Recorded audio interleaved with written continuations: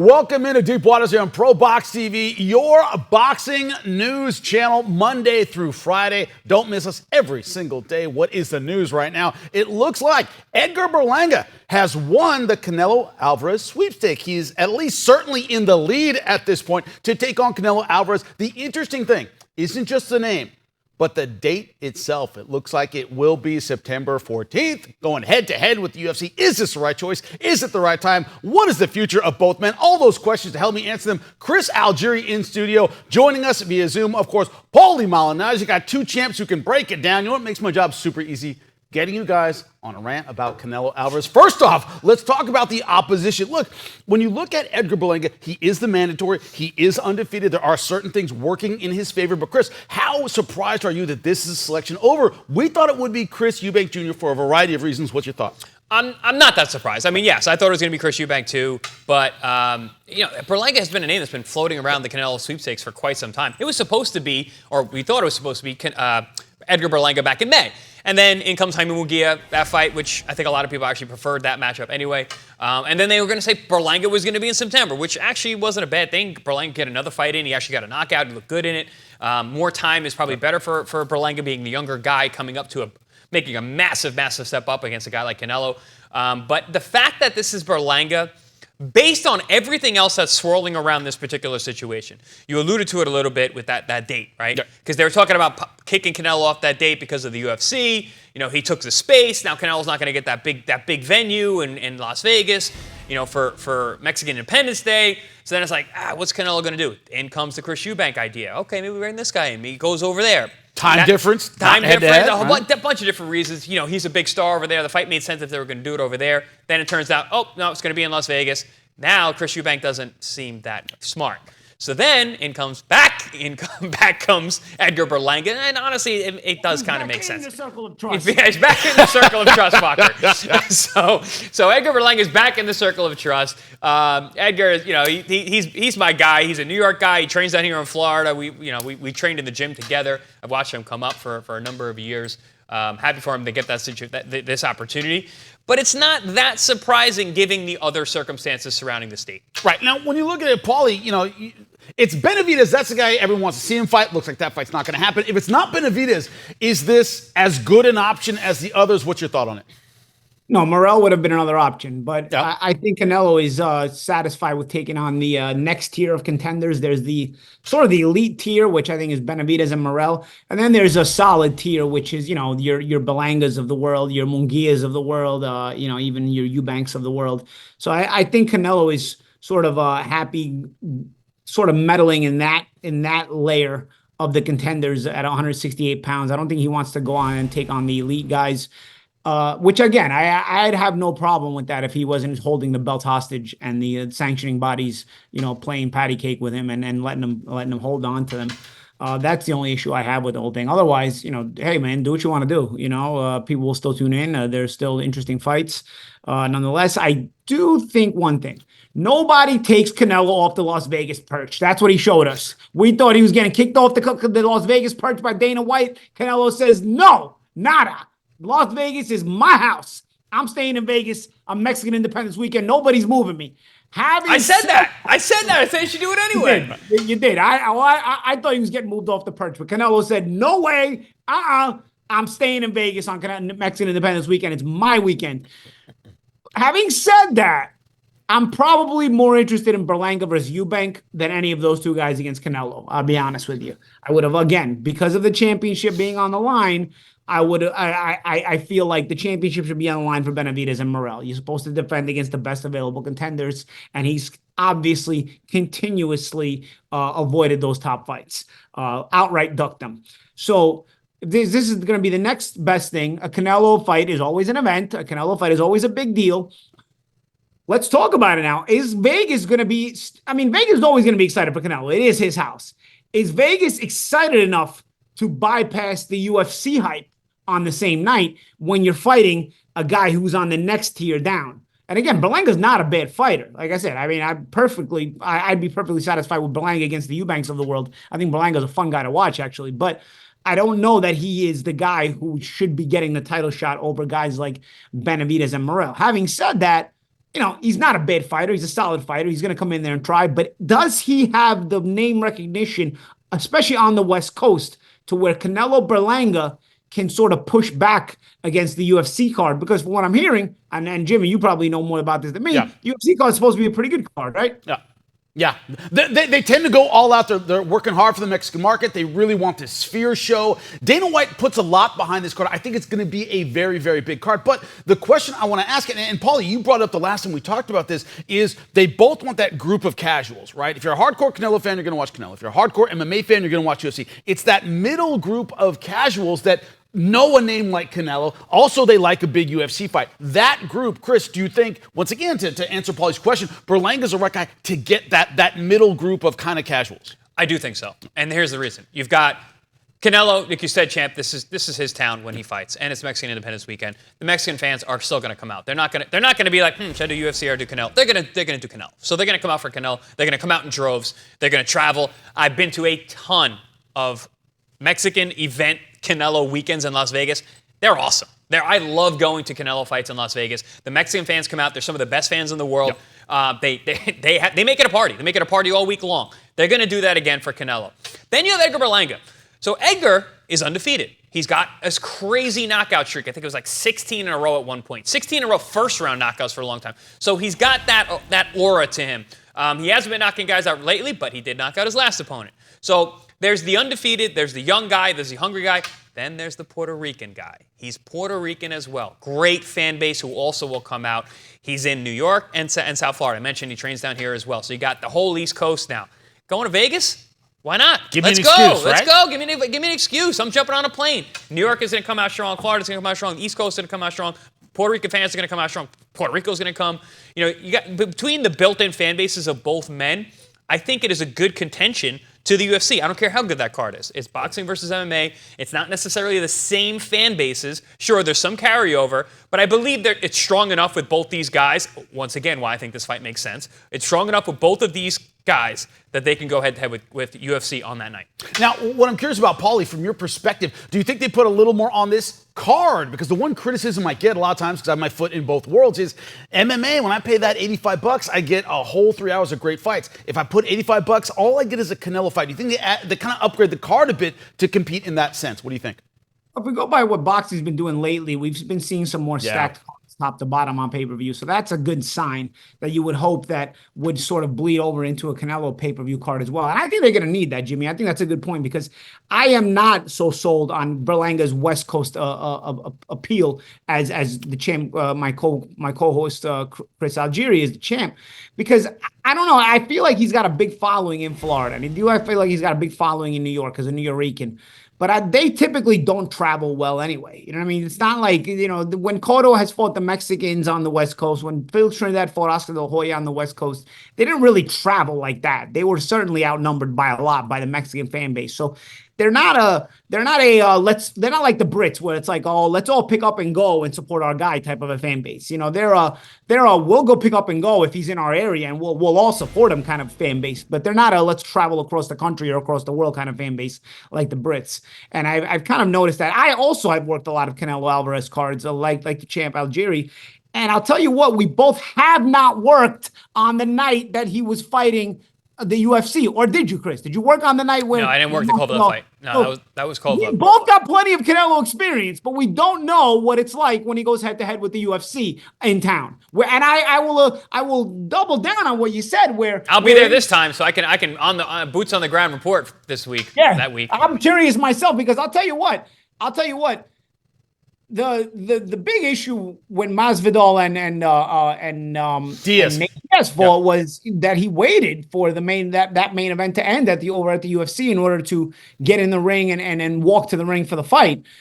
But how does that appeal to, first of all, your fan base that you're sort of bowing down and showing you're worried about that all the casuals are actually going to be watching the UFC if you start at the same time.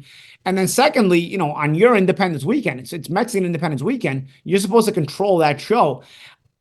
In the end, I'll tell you what, it's a good fight, but it's one that's winnable for Canelo, unlike the other ones, which I've always said. Morrell and Benavidez, not only don't I think he wins them, I don't even think they're close anymore. So I suppose being in a fight that you can win, and that's not a knock on Berlanga. I think Berlanga can be competitive in this fight, but it's a fight Canelo can win, and he'll probably be favored to win, especially on the West Coast.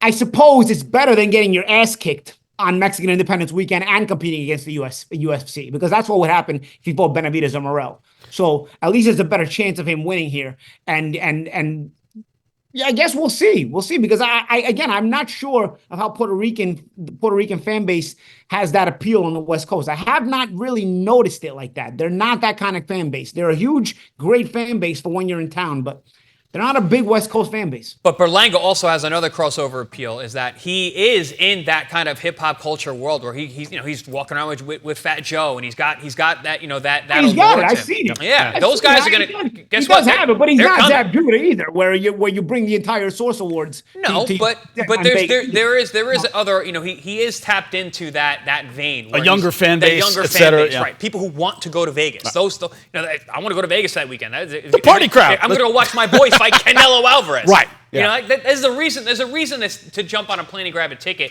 If you're on Edgar Berlanga's side, he's fighting the biggest fight of his career. He's fighting. No, that's another thing. Is it get on a plane and fly there kind of fight? Is it a get on a plane and fly? I think for the people that are within arm's reach of Berlanga, absolutely. Is that going to be enough to drive those numbers up? Who knows? But in terms of pay-per-view buys, I think it does. If you're going to get on a plane and fly there kind of a fight, that means you're in town to see the UFC too. You're like, I might as well go to the better card and go to the UFC. That's what ends up happening. Well, it depends if it's a better card. We spoke about the stacking of cards that are happening lately. What worries me is that Canelo at the top of a ticket is such an expensive member of the member. He is the fight. So he's so expensive. Oftentimes we get subpar cards because they have to pay each fight less, each fighter on the card below him less. Yep. Only so much to go around. Right, because there's a budget. This is still a business, guys. But if they can put together a solid undercard, well, we got like real fights. Yep. I mean, basically, we need a turkey card. We need a Turkey Al-Sheikh card to make this event something that they could really go head-to-head with the UFC. I would love to see that. I mean, two great cards. But that's why competition is so good, right? You put them on the same day. Now we get competitive. Can boxing outshine UFC on a big fight weekend in Las Vegas? Make the card better. Yeah, that is the question. Well, that's the thing. That's also the thing. The UFC market, he's going to pay those guys a sandwich and a Coke, and he can fill up the whole card with great fights. In boxing, you want to make the card with great fights. It costs you more money. Yeah. And budget-wise, we're not working with that kind of money in boxing because it can't be spread out as much. Canelo takes a lot of that money. I mean, I'm not even complaining about that. I think he deserves it, but you got to pay fighters more in boxing. Just being realistic, than you do in the UFC. Yeah, it's very, very true. That's also another reason why he's able to make better cards over there at the UFC. He pays him a Happy Meal and a couple of Cokes, and then maybe the toy that comes with the meal, and then all of a sudden, you got a card full of great fights. It's messed up, but it's reality. It's very true. But gentlemen, what does this set up in terms of the future? Of course, Terence Crawford, of course, a fight August 3rd, right? Talk about Turkey Al-Sheikh and the difference he is making in boxing. Terence Crawford, of course, fight coming up. One win apiece sets up both of them. What's your thought on this? If you see this as the most winnable fight that was available to him, is it part of a setup for the Crawford fight? Is that on the horizon for both men? I mean, it's so hard to read the mind of Canelo and his team. We didn't know this was going to be the fight until yesterday or today. And we still don't even know because it's not truly official. It's not like in stone yet. Canelo moves the way that he wants to move. And if he wants to fight Crawford, which he has outwardly stated he does not. He doesn't think it makes sense in terms of the weight, and he doesn't think he's going to get his due credit for the win. And if he loses, forget it. But is this another step? It could be. But listen, we got to see what Crawford does on August 3rd. Madrimov is no walkover. This is a real fight, a real test for a 37-year-old, fourth weight class, biggest guy he's ever fought. And Madrimov can really fight. We've been saying that on our air over and over and over again about how this is a real fight. And everyone is very curious to see, if Father Time got to Crawford just like everyone else overnight. And if not, is he going to be as good as he was at 47 and 40 and 35? Or is he going to be, like, historically, get better as he moves up? He seems to get better every time he moves up. Hits harder, knocks guys out even cleaner. So we'll see. We got to see what kind of Crawford shows up on August 3rd before we really talking about, what's going to happen with Canelo down the line. And then even after that, who knows with Canelo? Yeah, Paulie, I have a question for you. When it comes to, of course, the Madrimov fight, a lot of people think this coming a little too early, only 11 professional fights. Well, the same thing could be said, one could say, about Edgar Berlanga, 22 fights. This is a big fight. Which fighter, be it Madrimov or Berlanga, is going to have more trouble with not the opponent, but the moment, that big fight moment, both comparatively inexperienced? What are your thoughts on that? Yeah, I think they're both comparatively inexperienced, Yeah. but I think Madrimov is more battle tested because of the amateur career. First of all, the amateur career in the East is just is a different level, because even domestically you're fighting killers constantly, So you're fighting internationally, which obviously is difficult for everybody. But these guys, just to get out of their own country and to be the representative of their country, the guys they have to beat within their own country, it's always a world war. So these guys are battle tested when they come out of the amateurs. So I think Madrimov is battle tested, but yeah, you make a great point with the moment, Jimmy, because I think neither of these guys is ever going to be prepared for that kind of moment. But I do think one thing, a Canelo moment is still a big aura. This guy fills up stadiums. So that moment is still different. Crawford is not as popular. So you're fighting a big fight, you're fighting a big opponent, but it's not, the atmosphere is not really going to be that different from anything Madrimov hasn't seen already, or maybe a little bit different, but it's not like something that's drastically different. I remember I could tell in Billy Joe Saunders' face when he was walking to the ring in Dallas Cowboy Stadium, where it was like, it was a little bit of tightness, it was because that was just an insane arena. Paulie, I was on the floor for that, and I could literally feel like a sonic boom from the crowd, like literally like moving, like felt like it's moving you forward. Yeah, and these are the things that you really, you can't really prepare for. You just have to have that ice in your veins kind of a thing. And I think Madrimov, coming from the Eastern guys, don't really show that much emotion. I think it's just a culture thing. They don't really have a lot of emotion. But so I think Berlanga is going to have a little bit more trouble emotionally from that perspective, because you're fighting a guy that is a generational kind of fighter. Like I said, I think he's far from the best at this point, but he's still that guy who generates a lot of attention, packs places, brings a loud crowd. It's a different atmosphere than one has experienced before, even at a championship level. Well, how about the experience that Canelo brings? He's the most experienced fighter in the world today in terms of championship level and how many fights he has. Even at his age, he's a couple years younger than Crawford. But I mean, the number of champions he's fought since he was 20 years old, the opportunities that he's had, the rounds that he's been with, the guys that he's been in with, it's super high level stuff. And to your point, champion Crawford, he's not as maybe as popular. It's not going to be that aura, but he's dangerous as hell. And he's such a dangerous guy, and he's such a killer puncher. He hits you with shots you don't see. He turns it on a drop of a hat. I think there's a ton of pressure on both these guys, and it's not just the moment of the arena, it's who they have in front of them. Very true. Both take on all-time greats, but who's left out of this? David Benavidez, of course, looks like he's moving on to the winner of Benavidez versus Bivol, of course, later this year. The right move, of course, he's not waiting around for Canelo, but he's moving to take on the winner of a fight. There's going to be a rematch clause in this fight. So once again, a lot of bumps in the road. Chris, you are brimming with emotion. What do you want to say? Listen, I love the way David Benavidez and his team are moving. They're masters of their own fate. They're not waiting around for Canelo. He keeps saying it. He keeps making the move, listen, I'm going to go to 75. I'm going to fight, so-and-so. Now I'm going to say it's, I knew he wasn't coming back to 68. I'm going to say it's 75. I'm going to get the winner of Benavidez and Bivol. I just like that. It's a fighter mentality. Every interview we've ever had with him on our air, every interview I've ever seen him, he's always got the right answers. He answers like a fighter. Yes, he's a champion. Yes, he's one of the best fighters in the world, but he still wants all the smoke. He still wants to prove himself. He's even said in interviews, he's like, I don't even care about the money. I want to fight so I can win and I can put myself into the history books. That's what you want from a young champion. And I think I think Benavidez is making power moves. Is it going to be the right move? I don't know. Like you said, all those moving parts, the rematch clauses, the injuries, the older fighters, talking about Benavidez sometimes can't even make it to fight sometimes.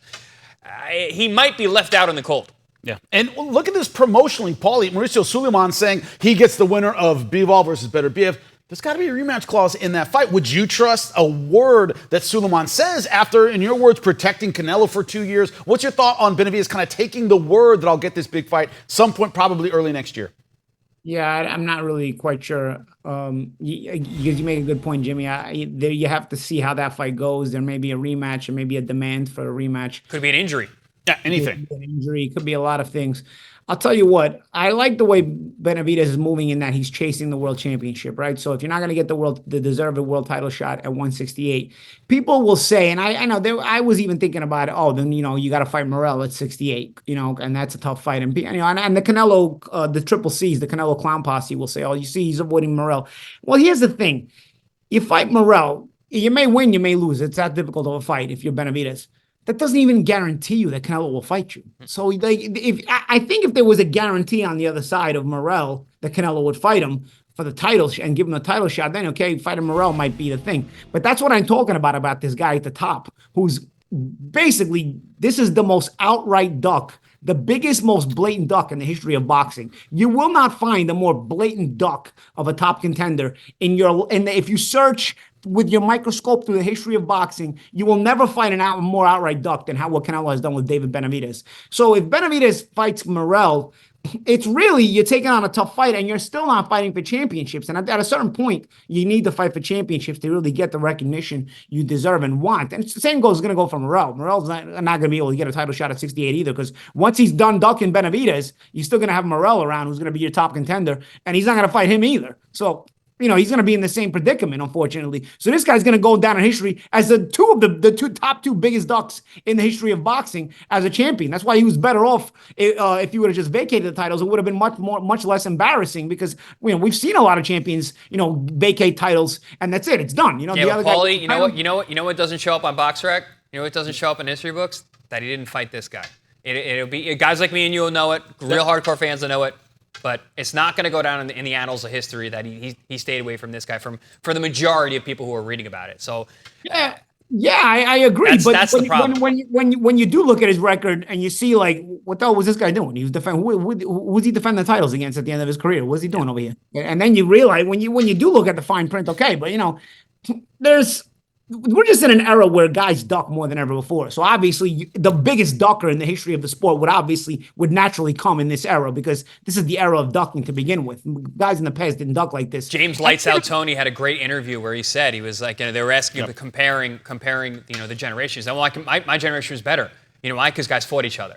And now we live in a generation where guys are able to avoid each other for years at a time, and actually don't ever have to fight each other. Yeah. It's wild. And like I said, you could do what Riddick Bowe did. That was a big duck too with Lennox Lewis, where you put the belt in the garbage can. But at least Lennox then, the weight class was able to move. Lennox picked up the world title. There was a demand for that. Well, he gave up the belt. You don't want him. You don't want him. You take my belt. All right, take the belt. It still never happened. It still never materialized. But at least the weight class kept shifting. Lennox became the champion, and things moved in that direction where the title was not unified, and the champions were making different defenses, and you still ended up getting good fights. I think Riddick ended up fighting Evander for the third time, if I remember correctly. But regardless, the weight class still ended up moving, and things eventually come to fruition in a different way, in a different manner. You create a logjam not giving the top guys title shots, because like I said, you're not going to get Benavidez and Morrell, because Benavidez want to fight for the title. So in order to fight for the title, he's going to go to 75. Then you're going to duck Morrell as well,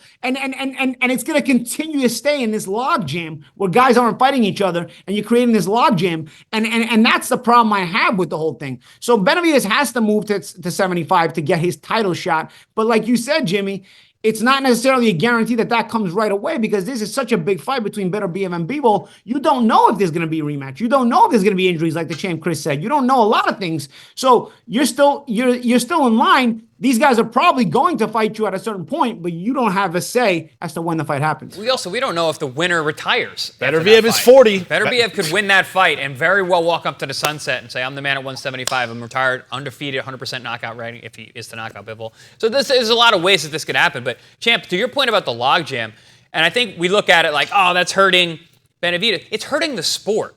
This only happens to the best fighters in the weight class below the ultimate level. This happened with Boots Ennis. He was stuck outside the top fighting elite, because Crawford and Spence was the fight that we needed. Have that fight happen. Poor Boots got left outside. He lost a couple years in his career where he could have been progressing to a pay-per-view star, to a guy who's going to be a multi-million-dollar fighter each and every fight. Instead, he had to wait. That logjam not only hurts guys like Boots, not only hurts guys like Benavidez, it hurts the sport. They're the best fighters in the world today. We don't get to see them fight. especially with Crawford and Spence, that's why that happened, right? Because they had to be the Crawford-Spence fight. We had to see it happen. So Ennis couldn't step in and get a title shot against either of them because that fight had to happen first. And it's the same thing. Let's face it, bro. It really comes down to money. That's why this is not really a sport. It's becoming a joke. Because if in reality, if Canelo didn't represent the kind of money he does, and money's not supposed to change the way the sport moves, even though it does, unfortunately. And that's why, again, it's not a sport primarily. It is a business primarily. So, you have to understand what you're watching, and maybe then it becomes less frustrating if you just come to terms with the fact that even though it's sold as a sport, it's not really a sport. If Canelo didn't represent the kind of money he does, he would have been stripped already. He would have been stripped already. It would have told him, buddy, crap or get off the pot. Make like an egg and beat it already, buddy. You're wasting everybody's time. But because he represents so much money, he's allowed to do what he wants. And again, it hurts the sport because you don't get the best competitive matchups out there. And I don't think Canelo against those two guys is competitive. I don't think, like I said, I've said it from the start. I think he gets run over like a train by either of them. And I think he knows that too. And that's why we'll never see the fights. But again, it creates that logjam. We'll enjoy Canelo Berlanga, like you said, champ. Berlanga's a New York kid. You're happy for him, and he is capable. But it's also a fight that is winnable for Canelo. The other two are not winnable for Canelo, but as a champion, he's supposed to fight the top guys. Now, Benavidez says that he wants to do his next fight after a potential win against Benavidez, Bill. He wants to do next year, Cinco de Mayo, kind of going a little bit head-to-head with Canelo. What do you think about him being, kind of a foil to Canelo in the future, maybe in a year or so? A lot of road bumps, but looks like that's the direction he wants to go. I would say it's smart.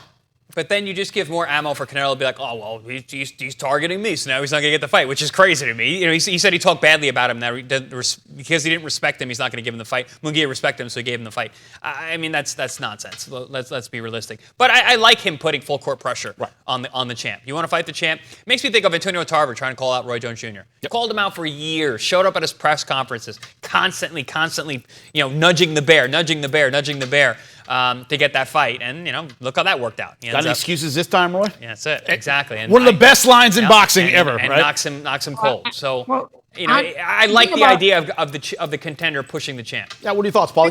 Thing about the respecting, that's just an excuse, because Andrade was as respectful as it could be when he asked Canelo at the post-fight press conference at one of his fights when he was going to give him his shot. Andrade was as respectful as it could be. When Canelo wants to duck you, Canelo will duck you. You know what I mean? And because even whether you're respectful or not, we've seen top contenders be respectful. When he doesn't want to fight them, he doesn't fight them. So that's just an excuse. If I'm Benavidez, I would be insulting this guy's mother, this guy's grandmother, this guy's kids. I would be insulting everybody if I was Benavidez, because it wouldn't matter. You're better than him, and more importantly, he knows you will run him over like a truck, and he deserves to be disrespected at that point. So if I was Benavidez, I would be disrespecting him. But again, Canelo maintains that business status, and I don't know, for that reason, I don't know that May 5th going against them on Cinco de Mayo is really that smart. I don't know if any networks would even take that, because if Canelo wants to fight Cinco de Mayo, nobody's going to want to go head-to-head against him on Cinco de Mayo. So he still maintains control of the business. So going back to what I said before, this is a business before it's a sport, regardless of the fact that it is sold to you, the fans, as a sport. Hey, champ, I know somebody who'll go head-to-head with him. Turkey al-Sheikh.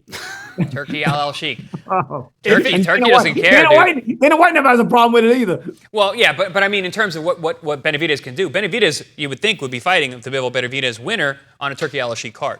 They'll Saudi dollars. He's going to go head-to-head with Canelo. I don't think that would be a problem at all. He doesn't seem like he really cares about what's going on in terms of the pay-per-views and the money being earned by the shows. He's just trying to put the best fights on possible. And that card will rock. It'll be good, top to bottom good. I don't think it's a bad idea if you can make it happen. Well, one thing we're not seeing is Benavidez backing down. And that's going to lead to some exciting things coming up. Well, Canelo Alvarez always generates a good story. We always talk about the good stories Monday through Friday here on Deep Waters. Thank you so much for watching. We'll see you next time. Wednesday Night Fights. Dynamite action on Wednesday Night Fights every other Wednesday on your boxing channel. Coming up on your next Wednesday Night Fights, July 31st, ProBox veterans Alberto Palmetta and Jesus Sriracha return to battle it out in the main event. Live from the ProBox Event Center in Plant City. Get your tickets at proboxtv.com or take your chances at the door. Wednesday Night Fights. For more ProBox TV, scan the QR code on the screen or Go to the App Store and Google Play. ProBox TV, your boxing channel.